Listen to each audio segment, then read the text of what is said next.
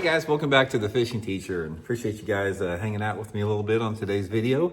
And guys, today I'm going to show you the right and the wrong way to rig a swim bait. Now we're talking about like the smaller swim baits, like the 3-inch Megabass Spark Shad or a Kitech, something like that. There is a common rigging mistake on this thing that probably is costing you fish. It's probably costing you to lose fish and get bites too, so we're going to get into that in today's video. And also guys, I'll link my 2 favorite components for swim baits. One is the Megabass okashira Jig Head, guys. This has got a nano coated, super fine, super stiff hook on it. Nice fish head design. It's got a really good keeper on it that keeps your swim bait on there. Awesome jig head. I'll put that in my Tackle Warehouse link, along with the Megabass 3-inch Spark Shad that I'm using for the video here. My favorite setup for a little swim bait here. So all that stuff will be linked in the description.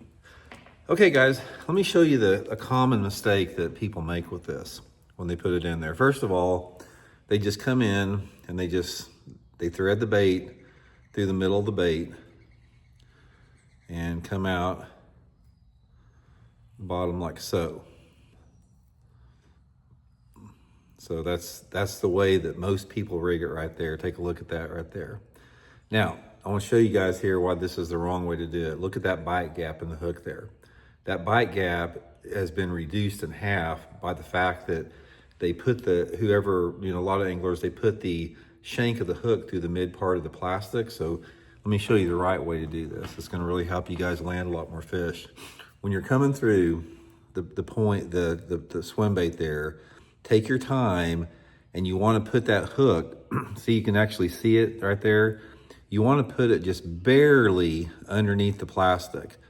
Like, if you can, just like a 1/16 of an inch below it, something like that. And I'm gonna show you the difference in the bite gap here.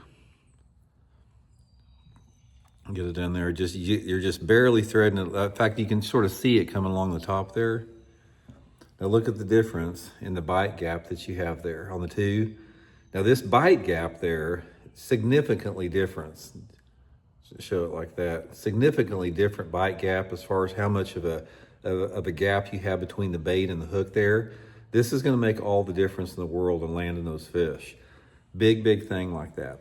Another thing with the swim bait, guys, is you have got to make sure when you put this swim bait in that it comes through perfectly through the center of the bait. If you don't, it's going to run off to the side, especially if you put any type of speed on it. Makes a big difference.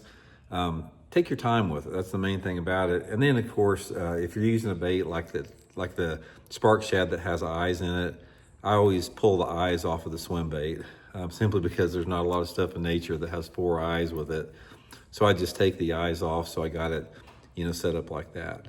The main thing, guys, that's just a simple tip. When you're rigging those jig heads like that, and you can do the same thing on a bigger one too. Any type of a lure that you thread a single hook on like that. That's one of the big things that you can do to actually encourage and get more more bass in the bite, more bass in the boat once they get them to strike. And another thing that you can do too, if you're having fish jump off on these things, just take a pair of needle nose pliers and just open that hook up just a little bit, like a 1/16 of an inch at the most. A lot of times just pointing that hook just a little bit to the top, it'll get that roof of the mouth when you set the hook. It's not gonna straighten out or anything, but that's just another thing that you can do with the swim bait.